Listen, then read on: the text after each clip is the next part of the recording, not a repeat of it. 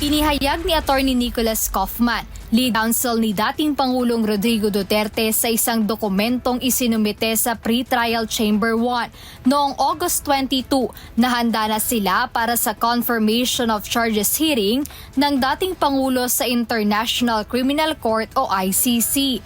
Ibinahagi ni Atty. Kaufman na tinatayang aabot sa 5 oras ang kanilang presentasyon sa nasabing pagdinig, kung saan maglalaan sila ng tig-30 minuto para sa opening at closing statements, habang 3 hanggang 4 na oras naman ang nakalaan para sa oral presentation.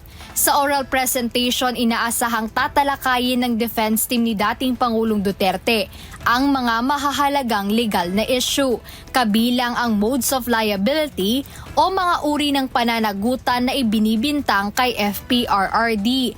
Kasamang tatalakayin ng depensa ang mga legal na isyung nag-uugnay sa dating Pangulo sa umano'y crimes against humanity kaugnay ng kampanya kontra droga noong kanyang administrasyon. Panghuli, binigyang diin ni Atty. Kaufman na hindi gumawa ng anumang krimen si dating Pangulong Duterte at naglingkod ito sa bansa ng tapat at may pagmamalaki sa loob ng maraming taon.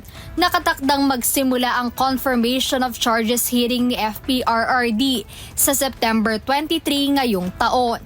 Jed Neresina, UNTV News and Rescue. Diyos ang aming sandigan, serbisyo publiko ang aming pinahahalagahan.